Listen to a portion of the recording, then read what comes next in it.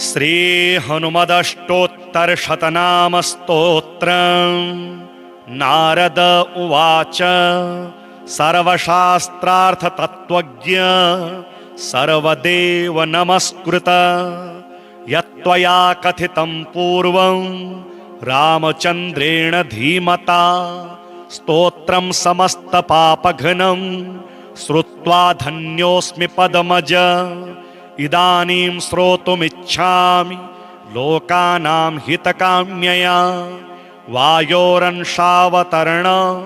माहात्म्यं सर्वकामदं वद मे विस्तराद् ब्रह्मन् देवगुह्यमनुत्तमम् इति पृष्टो नारदेन ब्रह्मा लोकपितामहः नमस्कृत्य जगन्नाथं लक्ष्मीकान्तं परात्परं प्रोवाच वायोर्माहात्म्यं नारदाय महात्मने यच्छ्रुत्वा सर्वभौमाज्ञं प्राप्नुवन्ति जनः सदा। ब्रह्मोवाच इदं रहस्यं पापघ्नं वायोरष्टोत्तरं शतं विष्णुना लोकनाथेन रमायै कथितं पुरा रमा ममाहमद्युभ्यं तत्ते वक्ष्यामि नारद इदं पवित्रं पापघ्नं श्रद्धया हृदि धारय। ॐ हनुमानञ्जना पुत्रो वायुरसूनुर्महाबलः रामदूतो हरिश्रेष्ठः सूर्यकेसरी नन्दनः सूर्यश्रेष्ठो महाकायो वज्रे वज्रप्रहारवान् महासत्तो महारूपो ब्रह्मण्यो ब्राह्मणप्रियः मुख्यप्राणो महाभीमः पूर्णप्रज्ञो महागुरुः ब्रह्मचारी वृक्षधरः पुण्यः श्रीरामकिङ्करः सीताशोकविनाशी च सिंहिका प्राणनाशकः मेनाकगर्वभङ्गश्च छायाग्रहनिवारकः लङ्कामोक्षप्रदो देवः सीतामार्गणतत्परः रामाङ्गुलिप्रदाता च सीताहर्षविवर्धनः महारूपधरो दिव्यो यशोकावननाशकः मन्त्रिपुत्रहरो वीरः पञ्चसेनाग्रमर्दनः दशकण्ठश्रुतघ्नश्च ब्रह्मास्त्रवशोगव्ययः दशास्यत्सल्लापपरो लङ्कापुरविदाहकः तीर्णाब्धिकपिराजश्च कपियूथप्ररञ्जकः चूडामणिप्रदाता च श्रीवश्यः प्रियदर्शकः कौपीनकुण्डलधरः कनकाङ्गदभूषणः सर्वशास्त्रसुसम्पन्नः सर्वज्ञो ज्ञानदोत्तमः मुख्यप्राणो महावेगः शब्दशास्त्रविशारदः बुद्धिमान् सर्वलोकेशः सुरेशो लोकरञ्जकः लोकनाथो महादर्पः सर्वभूतभयापहः रामवाहनरूपश्च सञ्जीवाचलभेदकः कपीनां प्राणदाता च लक्ष्मणप्राणरक्षकः रामपादसमीपस्थो लोहितास्यो महाहनुः रामसन्देशकर्ता च भरतानन्दवर्धनः रामाभिषेकलोलश्च रामकार्यधुरन्धरः कुन्तीगर्भसमुत्पन्नो भीमो भीमपराक्रमः लाक्षाग्रहाद्विनिर्मुक्तो हिडिम्बासुरमर्दनः धर्मानुजः पाण्डुपुत्रो धनञ्जयसहायवान् बकासुरवधोद्युक्तस्तद्ग्रामपरिरक्षकः भिक्षाहाररतो नित्यं कुलालगृहमध्यगः पाञ्चाल्युदवाहञ्चात सम्मोदो बहुकान्तिमान् विराटनगरे गूढचरः कीचकमर्दनः दुर्योधननिहन्ता च जरासन्धविमर्दनः सौगन्धिकापहर्ता च द्रौपदी प्राणवल्लभः पूर्णबोधो व्यासशिष्यो यतिरूपो महामतिः दुर्वादिगजसिंहस्य तर्कशास्त्रस्य खण्डकः बौद्धागमविवेत्ता च साङ्ख्यशास्त्रस्य दूषकः द्वैतशास्त्रप्रणेता च वेदव्याससमानुगः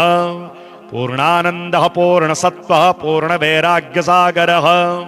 इति श्रुत्वा नारदस्तु वायोश्चरितमद्भुतं मुदा परमया युक्तः स्तोतुं समुचमक्रमे रामावतार जाताय हनुमद्रूपिणे नमः वासुदेवस्य भक्ताय भीमसेनाय ते नमः वेदव्यास समोद्धार कर्त्रे पूर्णसुखाय च दुर्वादिध्वान्तचन्द्राय पूर्णबोधाय ते नमः गुरुराजाय धन्याय कञ्जनेत्राय ते नमः दिव्यरूपाय शान्ताय नमस्ते यतिरूपिणे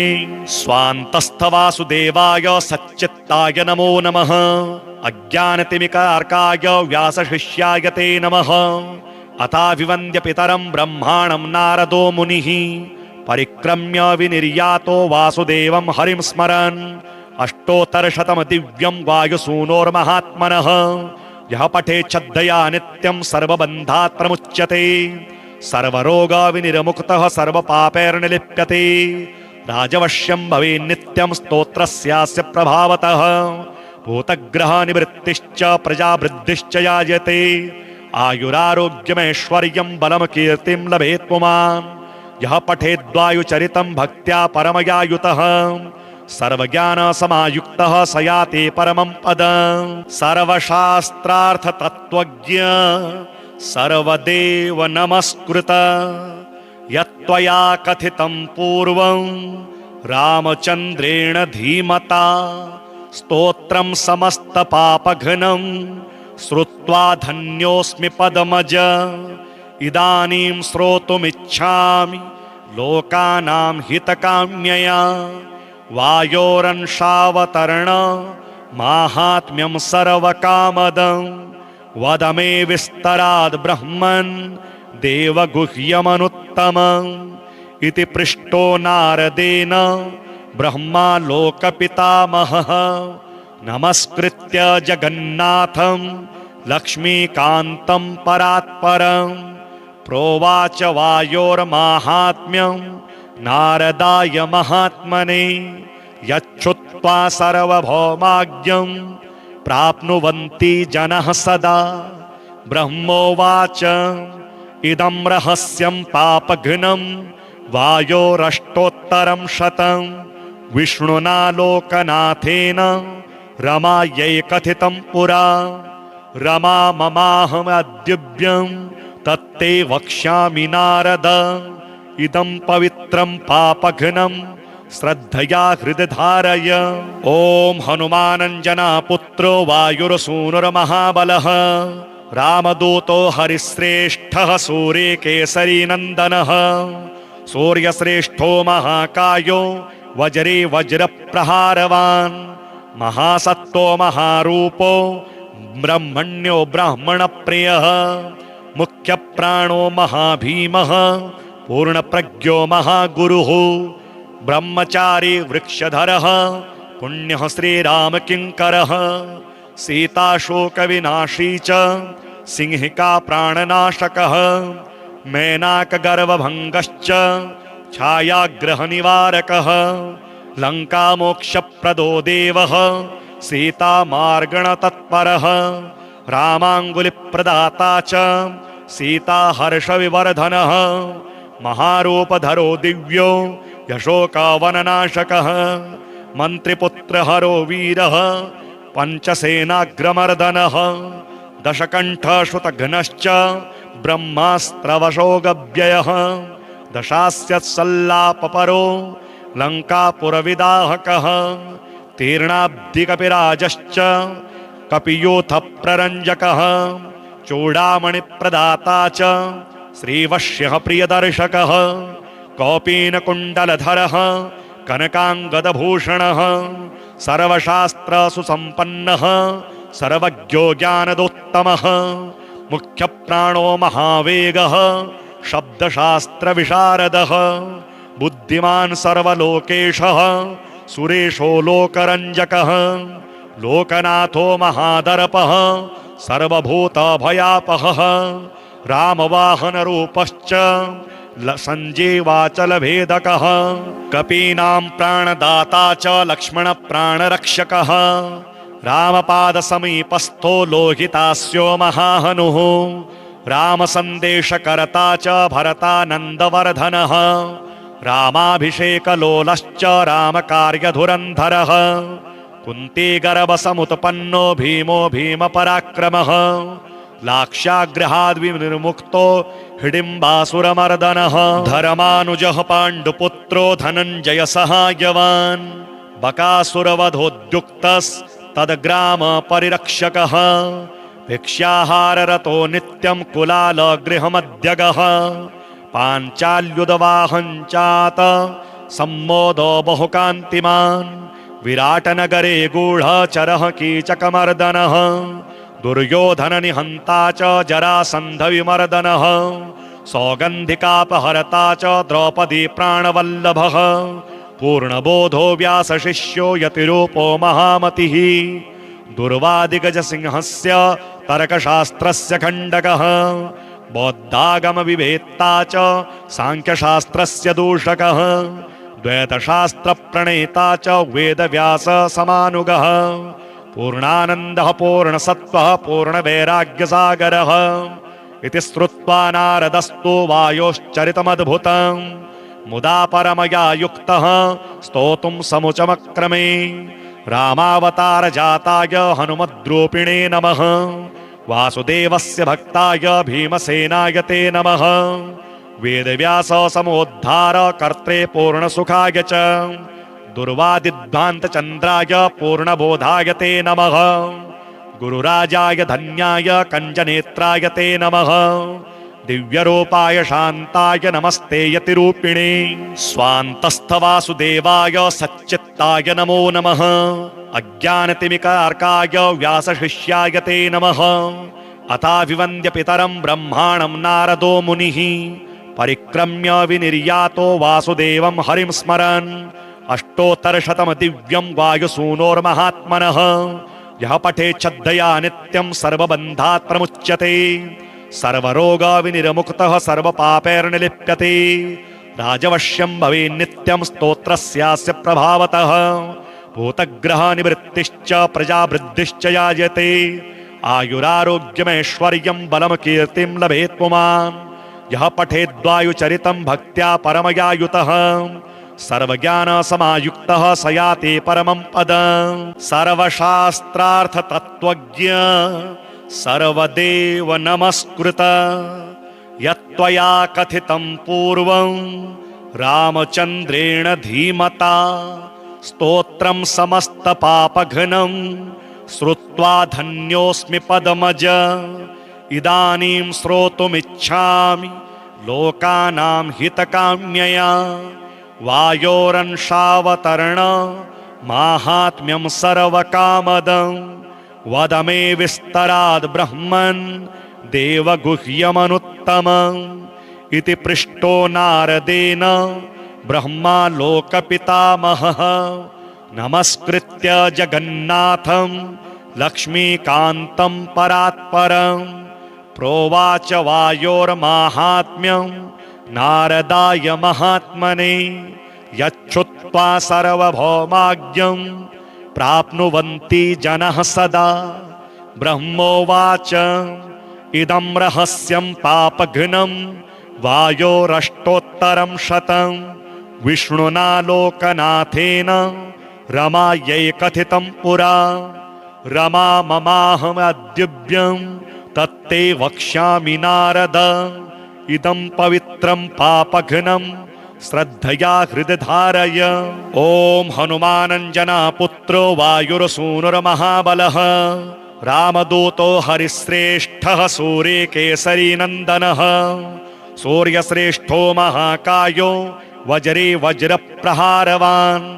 महासत्तो महारूपो ब्रह्मण्यो ब्राह्मणप्रियः मुख्यप्राणो महाभीमः पूर्णप्रज्ञो महागुरुः ब्रह्मचारी वृक्षधरः पुण्यः श्रीरामकिङ्करः सीताशोकविनाशी च सिंहिका प्राणनाशकः मेनाकगर्वभङ्गश्च छायाग्रहनिवारकः लङ्कामोक्षप्रदो देवः सीतामार्गणतत्परः रामाङ्गुलिप्रदाता च सीता हर्षविवर्धनः महारूपधरो दिव्यो यशोकावननाशकः मन्त्रिपुत्रहरो वीरः पञ्चसेनाग्रमर्दनः दशकण्ठश्रुतघ्नश्च ब्रह्मास्त्रवशो गव्ययः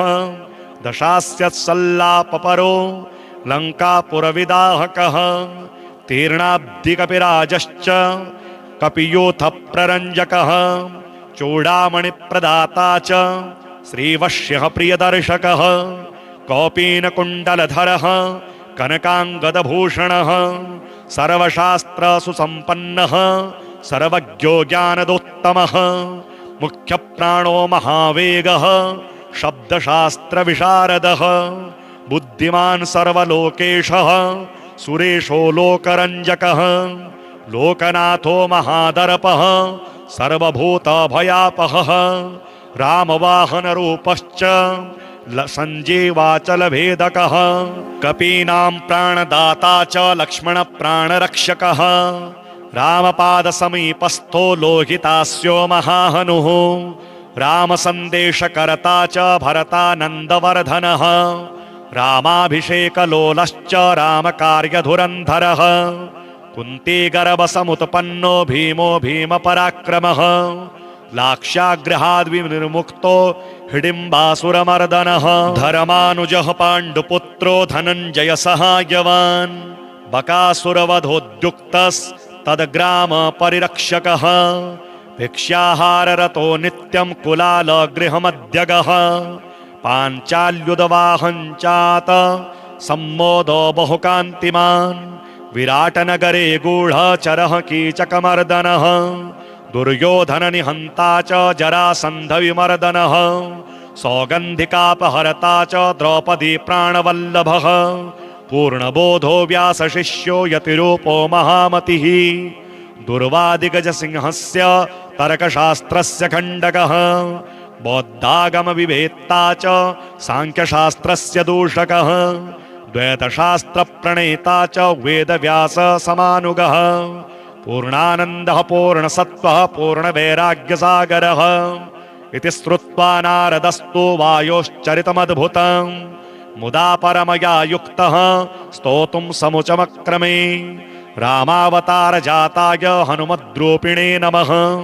वासुदेवस्य भक्ताय भीमसेनाय ते नमः वेदव्यास समोद्धार कर्त्रे पूर्णसुखाय च दुर्वादिध्वान्तचन्द्राय पूर्णबोधाय ते नमः गुरुराजाय धन्याय कञ्जनेत्राय ते नमः दिव्यरूपाय शान्ताय नमस्ते यतिरूपिणे स्वान्तस्थवासुदेवाय सच्चित्ताय नमो नमः अज्ञानतिमिकार्काय व्यासशिष्याय ते नमः अथाभिवन्द्य पितरं ब्रह्माणं नारदो मुनिः परिक्रम्य विनिर्यातो वासुदेवं हरिं स्मरन् अष्टोत्तरशतं दिव्यं वायुसूनोर्महात्मनः यः पठेत् श्रद्धया नित्यं सर्वबन्धात् प्रमुच्यते सर्वरोगविनिर्मुक्तः सर्वपापैर्निलिप्यते राजवश्यं भवेन्नित्यं स्तोत्रस्यास्य प्रभावतः भूतग्रहनिवृत्तिश्च प्रजावृद्धिश्च यायते आयुरारोग्यमैश्वर्यं बलं कीर्तिं लभेत् पुमान्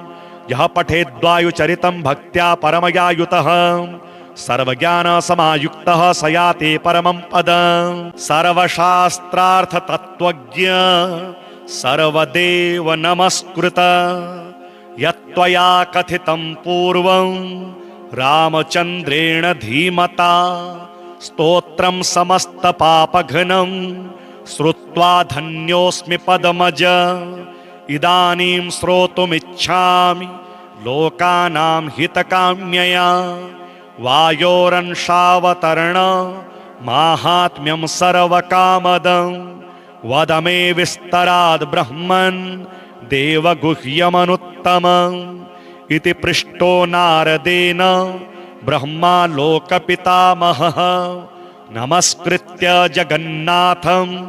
लक्ष्मीकान्तं परात्परं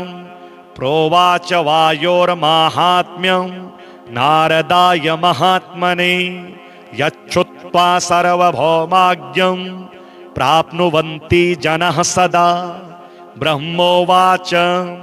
इदं रहस्यं पापघ्नं वायोरष्टोत्तरं शतं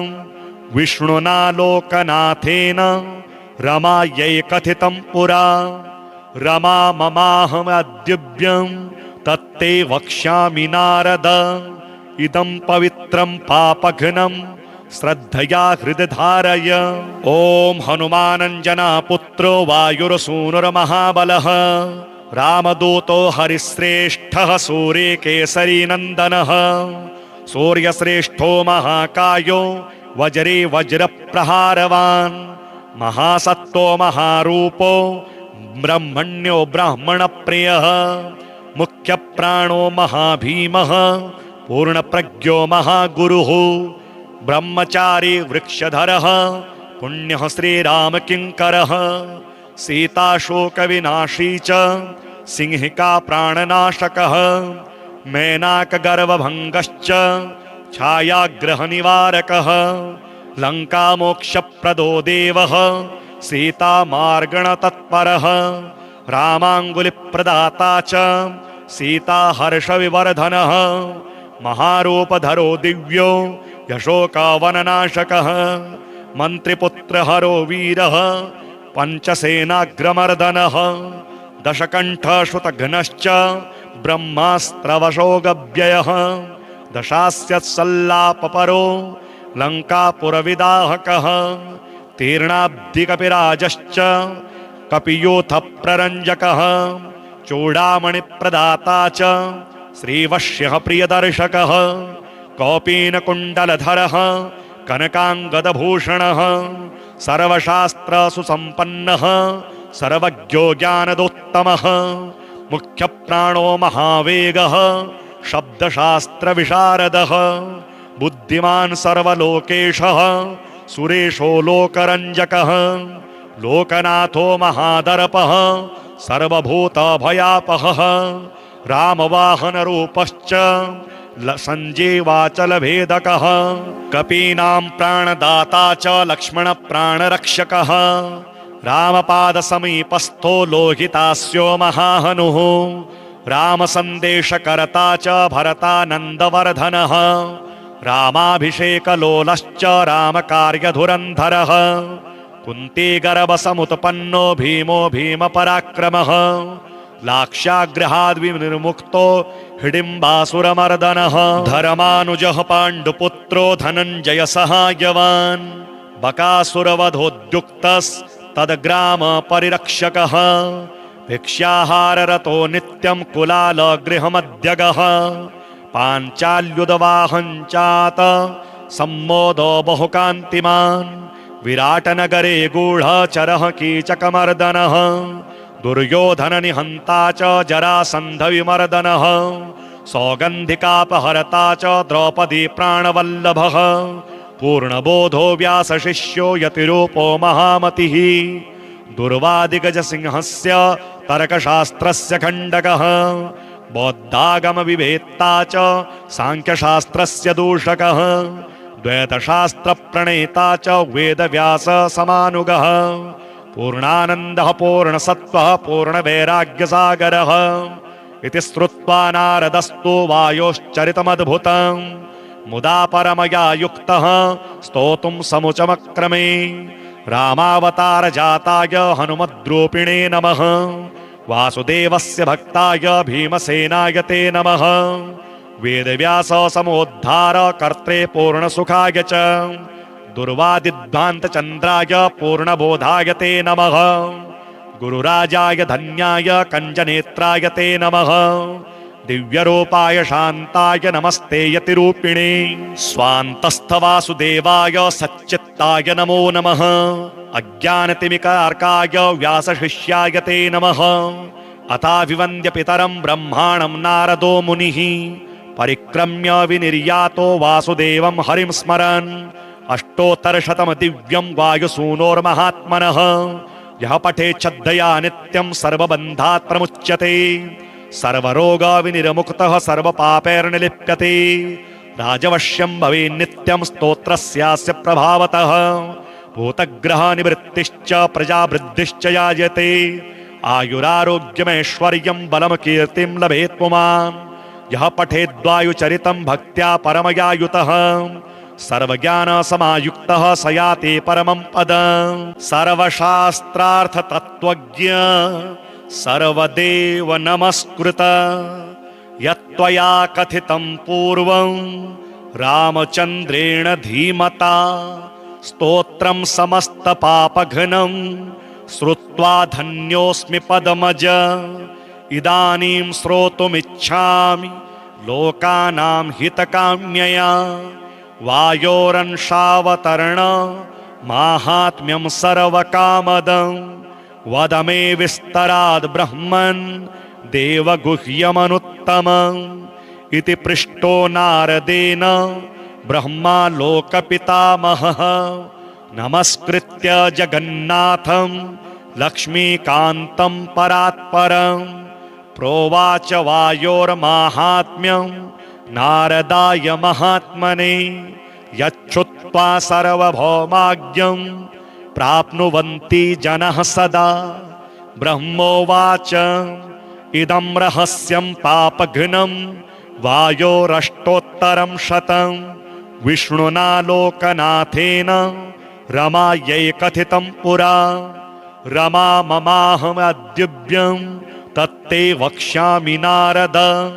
इदं पवित्रं पापघ्नं श्रद्धया हृदि धारय। ॐ हनुमानञ्जना पुत्रो वायुरसूनुर्महाबलः रामदूतो हरिश्रेष्ठः सूर्यकेसरी नन्दनः सूर्यश्रेष्ठो महाकायो वज्रे वज्रप्रहारवान् महासत्तो महारूपो ब्रह्मण्यो ब्राह्मणप्रियः मुख्यप्राणो महाभीमः पूर्णप्रज्ञो महागुरुः ब्रह्मचारी वृक्षधरः पुण्यः श्रीरामकिङ्करः सीताशोकविनाशी च सिंहिका प्राणनाशकः मेनाकगर्वभङ्गश्च छायाग्रहनिवारकः लङ्कामोक्षप्रदो देवः सीतामार्गणतत्परः रामाङ्गुलिप्रदाता च सीताहर्षविवर्धनः महारूपधरो दिव्यो यशोकावननाशकः मन्त्रिपुत्रहरो वीरः पञ्चसेनाग्रमर्दनः दशकण्ठश्रुतघ्नश्च ब्रह्मास्त्रवशोगव्ययः दशास्यत्सल्लापपरो लङ्कापुरविदाहकः तीर्णाब्धिकपिराजश्च कपियूथप्ररञ्जकः चूडामणिप्रदाता च श्रीवश्यः प्रियदर्शकः कौपीनकुण्डलधरः कनकाङ्गदभूषणः सर्वशास्त्रसुसम्पन्नः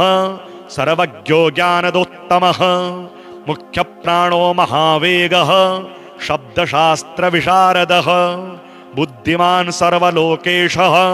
सुरेशो लोकरञ्जकः लोकनाथो महादर्पः सर्वभूतभयापहः रामवाहनरूपश्च सञ्जीवाचलभेदकः कपीनां प्राणदाता च लक्ष्मणप्राणरक्षकः रामपादसमीपस्थो लोहितास्यो महाहनुः रामसन्देशकर्ता च भरतानन्दवर्धनः रामाभिषेकलोलश्च रामकार्यधुरन्धरः कुन्तीगर्भसमुत्पन्नो भीमो भीमपराक्रमः लाक्षाग्रहाद्विनिर्मुक्तो हिडिम्बासुरमर्दनः धर्मानुजः पाण्डुपुत्रो धनञ्जयसहायवान् बकासुरवधोद्युक्तस्तद्ग्रामपरिरक्षकः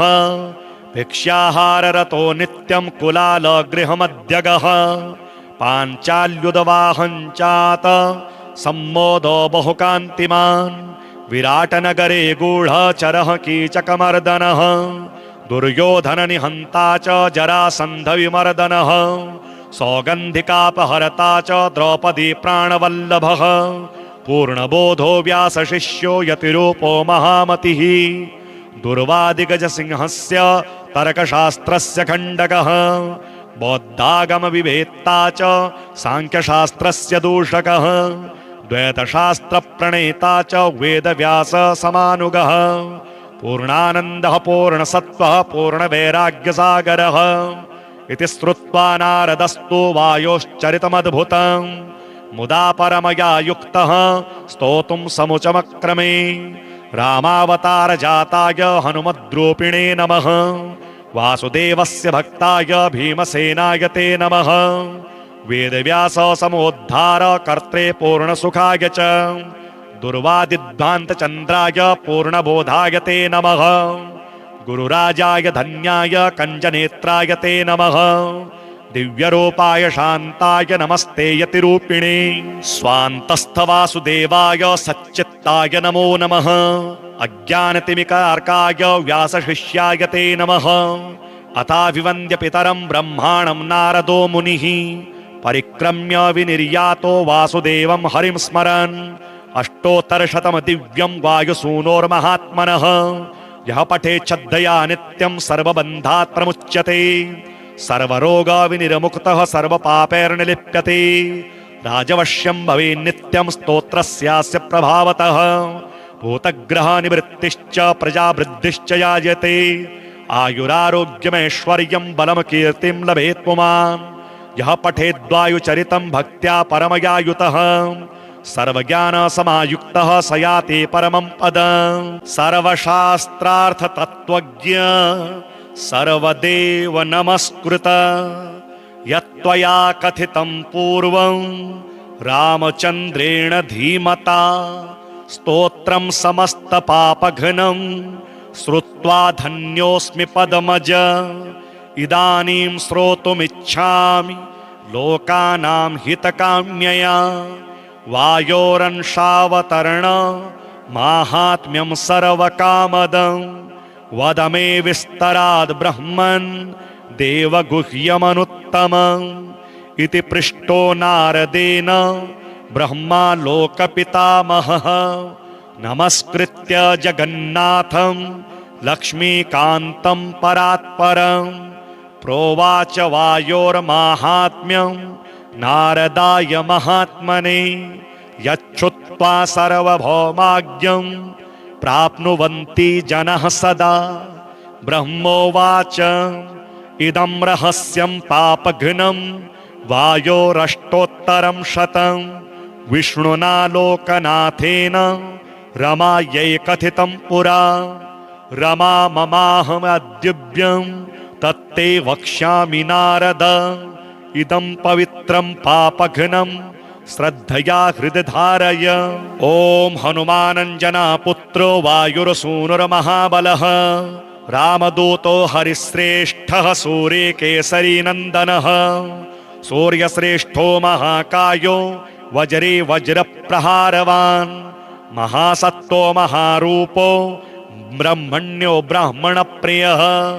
मुख्यप्राणो महाभीमः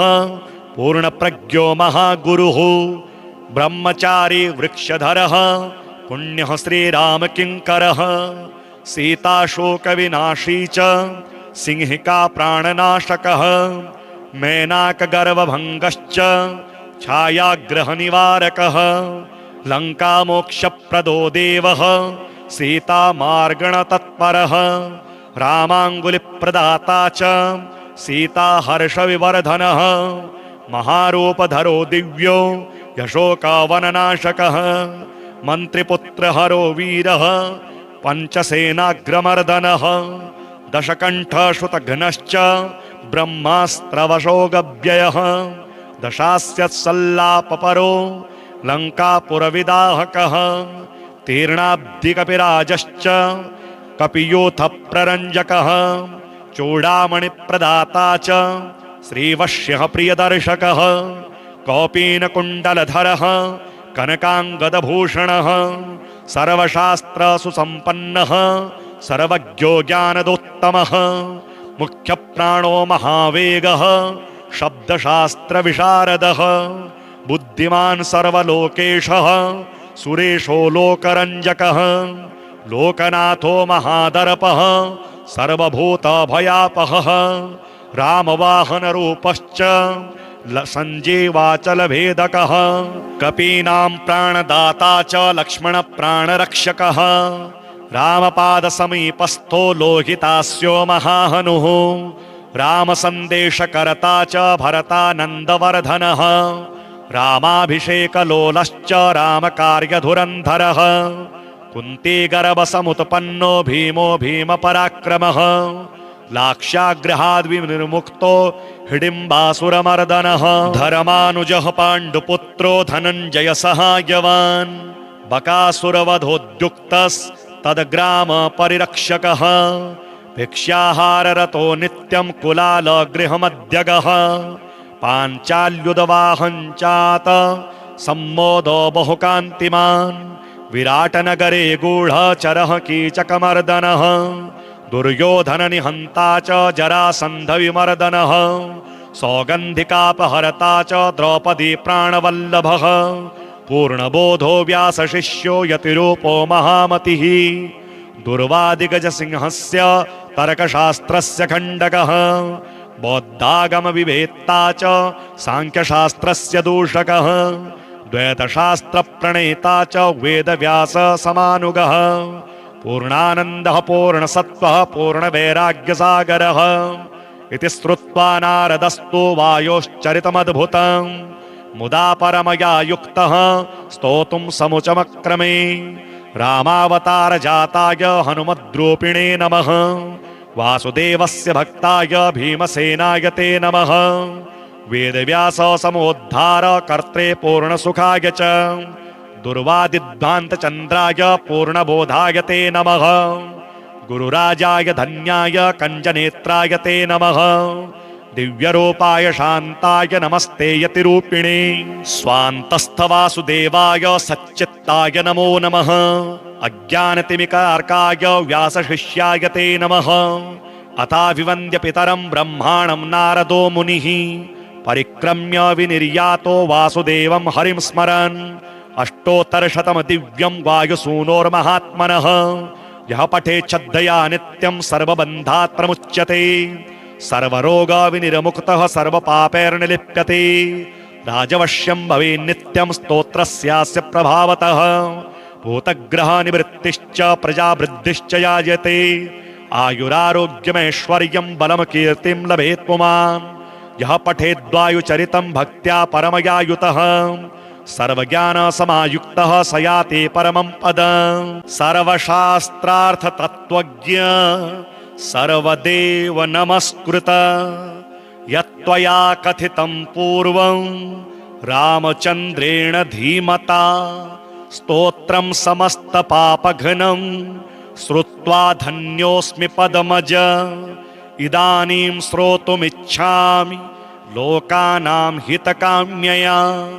वायोरंशावतरण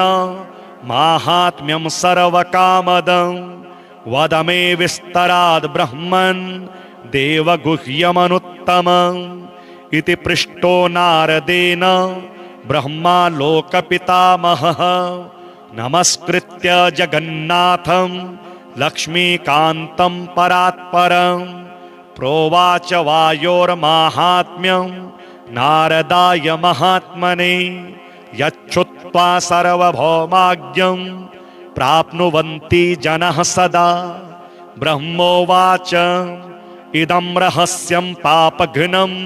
वायोरष्टोत्तरं शतं विष्णुना लोकनाथेन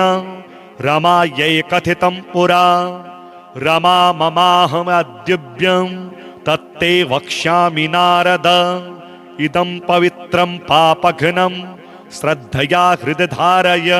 ॐ हनुमानञ्जना पुत्रो वायुरसूनुर्महाबलः रामदूतो हरिश्रेष्ठः सूर्यकेसरी नन्दनः सूर्यश्रेष्ठो महाकायो वज्रे वज्रप्रहारवान् महासत्तो महारूपो ब्रह्मण्यो ब्राह्मणप्रियः मुख्यप्राणो महाभीमः पूर्णप्रज्ञो महागुरुः ब्रह्मचारी वृक्षधरः पुण्यः श्रीरामकिङ्करः सीताशोकविनाशी च सिंहिका प्राणनाशकः मेनाकगर्वभङ्गश्च छायाग्रहनिवारकः लङ्कामोक्षप्रदो देवः सीतामार्गणतत्परः रामाङ्गुलिप्रदाता च सीताहर्षविवर्धनः महारूपधरो दिव्यो यशोकावननाशकः मन्त्रिपुत्रहरो वीरः पञ्चसेनाग्रमर्दनः दशकण्ठश्रुतघ्नश्च ब्रह्मास्त्रवशोगव्ययः दशास्यत्सल्लापपरो लङ्कापुरविदाहकः तीर्णाब्धिकपिराजश्च कपियूथप्ररञ्जकः चूडामणिप्रदाता च श्रीवश्यः प्रियदर्शकः कौपीनकुण्डलधरः कनकाङ्गदभूषणः सर्वशास्त्रसुसम्पन्नः सर्वज्ञो ज्ञानदोत्तमः मुख्यप्राणो महावेगः शब्दशास्त्रविशारदः बुद्धिमान् सर्वलोकेशः सुरेशो लोकरञ्जकः लोकनाथो महादर्पः सर्वभूतभयापहः रामवाहनरूपश्च सञ्जीवाचलभेदकः कपीनां प्राणदाता च लक्ष्मणप्राणरक्षकः रामपादसमीपस्थो लोहितास्यो महाहनुः रामसन्देशकर्ता च भरतानन्दवर्धनः रामाभिषेकलोलश्च रामकार्यधुरन्धरः कुन्तीगर्भसमुत्पन्नो भीमो भीमपराक्रमः लाक्षाग्रहाद्विनिर्मुक्तो हिडिम्बासुरमर्दनः धर्मानुजः पाण्डुपुत्रो धनञ्जयसहायवान् बकासुरवधोद्युक्तस्तद्ग्रामपरिरक्षकः भिक्षाहाररतो नित्यं कुलालगृहमध्यगः पाञ्चाल्युदवाहञ्चात सम्मोदो बहुकान्तिमान् विराटनगरे गूढचरः कीचकमर्दनः दुर्योधननिहन्ता च जरासन्धविमर्दनः सौगन्धिकापहर्ता च द्रौपदी प्राणवल्लभः पूर्णबोधो व्यासशिष्यो यतिरूपो महामतिः दुर्वादिगजसिंहस्य तर्कशास्त्रस्य खण्डकः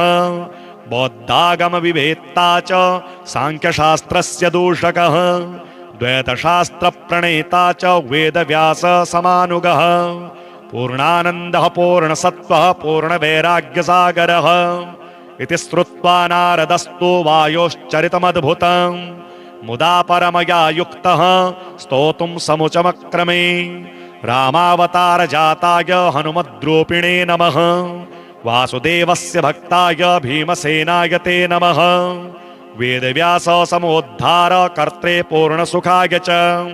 दुर्वादिध्वान्तचन्द्राय पूर्णबोधाय ते नमः गुरुराजाय धन्याय कञ्जनेत्राय ते नमः दिव्यरूपाय शान्ताय नमस्ते यतिरूपिणे स्वान्तस्थवासुदेवाय सच्चित्ताय नमो नमः अज्ञानतिमिकार्काय व्यासशिष्याय ते नमः अथाभिवन्द्य पितरं ब्रह्माणं नारदो मुनिः परिक्रम्य विनिर्यातो वासुदेवं हरिं स्मरन् अष्टोत्तरशतं दिव्यं वायुसूनोर्महात्मनः यः पठेत् श्रद्धया नित्यं सर्वबन्धात् प्रमुच्यते सर्वरोगविनिर्मुक्तः सर्वपापैर्निलिप्यते राजवश्यं भवेन्नित्यं स्तोत्रस्यास्य प्रभावतः भूतग्रहनिवृत्तिश्च प्रजावृद्धिश्च यायते आयुरारोग्यमैश्वर्यं बलं कीर्तिं लभेत् पुमान् यः पठेद्वायुचरितं भक्त्या परमयायुतः सर्वज्ञानसमायुक्तः स याति परमं पदम् सर्वशास्त्रार्थतत्त्वज्ञ सर्वदेव नमस्कृत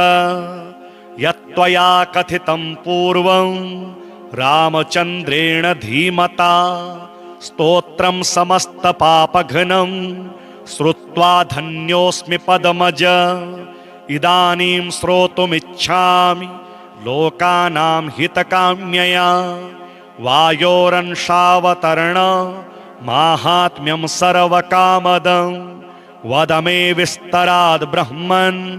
देवगुह्यमनुत्तमम् इति पृष्टो नारदेन ब्रह्मा लोकपितामहः नमस्कृत्य जगन्नाथं लक्ष्मीकान्तं परात्परं प्रोवाच वायोर्माहात्म्यं नारदाय महात्मने यच्छ्रुत्वा सर्वभौमाज्ञं प्राप्नुवन्ति जनः सदा ब्रह्मोवाच इदं रहस्यं पापघ्नं वायोरष्टोत्तरं शतं विष्णुना लोकनाथेन रमायै कथितं पुरा रमा ममाहमद्युभ्यं तत्ते वक्ष्यामि नारद इदं पवित्रं पापघ्नं श्रद्धया हृदि धारय। ॐ हनुमानञ्जना पुत्रो वायुरसूनुर्महाबलः रामदूतो हरिश्रेष्ठः सूर्यकेसरी नन्दनः सूर्यश्रेष्ठो महाकायो वज्रे वज्रप्रहारवान् महासत्तो महारूपो ब्रह्मण्यो ब्राह्मणप्रियः मुख्यप्राणो महाभीमः पूर्णप्रज्ञो महागुरुः ब्रह्मचारी वृक्षधरः पुण्यः श्रीरामकिङ्करः सीताशोकविनाशी च सिंहिका प्राणनाशकः मेनाकगर्वभङ्गश्च छायाग्रहनिवारकः लङ्कामोक्षप्रदो देवः सीतामार्गणतत्परः रामाङ्गुलिप्रदाता च सीताहर्षविवर्धनः महारूपधरो दिव्यो यशोकावननाशकः मन्त्रिपुत्रहरो वीरः पञ्चसेनाग्रमर्दनः दशकण्ठश्रुतघ्नश्च ब्रह्मास्त्रवशोगव्ययः दशास्यत्सल्लापपरो लङ्कापुरविदाहकः तीर्णाब्धिकपिराजश्च कपियोथप्ररञ्जकः चूडामणिप्रदाता च श्रीवश्यः प्रियदर्शकः कौपीनकुण्डलधरः कनकाङ्गदभूषणः सर्वशास्त्रसुसम्पन्नः सर्वज्ञो ज्ञानदोत्तमः मुख्यप्राणो महावेगः शब्दशास्त्रविशारदः बुद्धिमान् सर्वलोकेशः सुरेशो लोकरञ्जकः लोकनाथो महादर्पः सर्वभूतभयापहः रामवाहनरूपश्च सञ्जीवाचलभेदकः कपीनां प्राणदाता च लक्ष्मणप्राणरक्षकः रामपादसमीपस्थो लोहितास्यो महाहनुः रामसन्देशकर्ता च भरतानन्दवर्धनः रामाभिषेकलोलश्च रामकार्यधुरन्धरः कुन्तीगर्भसमुत्पन्नो भीमो भीमपराक्रमः लाक्षाग्रहाद्विनिर्मुक्तो हिडिम्बासुरमर्दनः धर्मानुजः पाण्डुपुत्रो धनञ्जयसहायवान् बकासुरवधोद्युक्तस्तद्ग्रामपरिरक्षकः भिक्षाहाररतो नित्यं कुलालगृहमध्यगः पाञ्चाल्युदवाहञ्चात सम्मोदो बहुकान्तिमान् विराटनगरे गूढचरः कीचकमर्दनः दुर्योधननिहन्ता च जरासन्धविमर्दनः सौगन्धिकापहर्ता च द्रौपदी प्राणवल्लभः पूर्णबोधो व्यासशिष्यो यतिरूपो महामतिः दुर्वादिगजसिंहस्य तर्कशास्त्रस्य खण्डकः बौद्धागमविवेत्ता च साङ्ख्यशास्त्रस्य दूषकः द्वैतशास्त्रप्रणेता च वेदव्याससमानुगः पूर्णानन्दः पूर्णसत्त्वः पूर्णवैराग्यसागरः इति श्रुत्वा नारदस्तु वायोश्चरितमद्भुतं मुदा परमया युक्तः स्तोतुं समुचमक्रमे रामावतारजाताय हनुमद्रूपिणे नमः वासुदेवस्य भक्ताय भीमसेनाय ते नमः वेदव्यास समोद्धार कर्त्रे पूर्णसुखाय च दुर्वादिध्वान्तचन्द्राय पूर्णबोधाय ते नमः गुरुराजाय धन्याय कञ्जनेत्राय ते नमः दिव्यरूपाय शान्ताय नमस्ते यतिरूपिणे स्वान्तस्थवासुदेवाय सच्चित्ताय नमो नमः अज्ञानतिमिकार्काय व्यासशिष्याय ते नमः अथाभिवन्द्य पितरं ब्रह्माणं नारदो मुनिः परिक्रम्य विनिर्यातो वासुदेवं हरिं स्मरन् अष्टोत्तरशतं दिव्यं वायुसूनोर्महात्मनः यः पठेत् श्रद्धया नित्यं सर्वबन्धात् प्रमुच्यते सर्वरोगविनिर्मुक्तः सर्वपापैर्निलिप्यते राजवश्यं भवेन्नित्यं स्तोत्रस्यास्य प्रभावतः भूतग्रहनिवृत्तिश्च प्रजावृद्धिश्च यायते आयुरारोग्यमैश्वर्यं बलं कीर्तिं लभेत् पुमान् यः पठेद्वायुचरितं भक्त्या परमयायुतः सर्वज्ञानसमायुक्तः स याति परमं पदम् सर्वशास्त्रार्थतत्त्वज्ञ सर्वदेव नमस्कृत यत्त्वया कथितं पूर्वं रामचन्द्रेण धीमता स्तोत्रं समस्तपापघ्नं श्रुत्वा धन्योऽस्मि पदमज इदानीं श्रोतुमिच्छामि लोकानां हितकाम्यया वायोरंशावतरण माहात्म्यं सर्वकामदं वद मे विस्तराद् ब्रह्मन् देवगुह्यमनुत्तमम् इति पृष्टो नारदेन ब्रह्मा लोकपितामहः नमस्कृत्य जगन्नाथं लक्ष्मीकान्तं परात्परं प्रोवाच वायोर्माहात्म्यं नारदाय महात्मने यच्छ्रुत्वा सर्वभौमाज्ञं प्राप्नुवन्ति जनः सदा ब्रह्मोवाच इदं रहस्यं पापघ्नं वायोरष्टोत्तरं शतं विष्णुना लोकनाथेन रमायै कथितं पुरा रमा ममाहमद्युभ्यं तत्ते वक्ष्यामि नारद इदं पवित्रं पापघ्नं श्रद्धया हृदि धारय ॐ हनुमानञ्जना पुत्रो वायुरसूनुर्महाबलः रामदूतो हरिश्रेष्ठः सूर्यकेसरी नन्दनः सूर्यश्रेष्ठो महाकायो वज्रे वज्रप्रहारवान् महासत्तो महारूपो ब्रह्मण्यो ब्राह्मणप्रियः मुख्यप्राणो महाभीमः पूर्णप्रज्ञो महागुरुः ब्रह्मचारी वृक्षधरः पुण्यः श्रीरामकिङ्करः सीताशोकविनाशी च सिंहिका प्राणनाशकः मेनाकगर्वभङ्गश्च छायाग्रहनिवारकः लङ्कामोक्षप्रदो देवः सीतामार्गणतत्परः रामाङ्गुलिप्रदाता च सीताहर्षविवर्धनः महारूपधरो दिव्यो यशोकावननाशकः मन्त्रिपुत्रहरो वीरः पञ्चसेनाग्रमर्दनः दशकण्ठश्रुतघ्नश्च ब्रह्मास्त्रवशोगव्ययः दशास्यत्सल्लापपरो लङ्कापुरविदाहकः तीर्णाब्धिकपिराजश्च कपियूथप्ररञ्जकः चूडामणिप्रदाता च श्रीवश्यः प्रियदर्शकः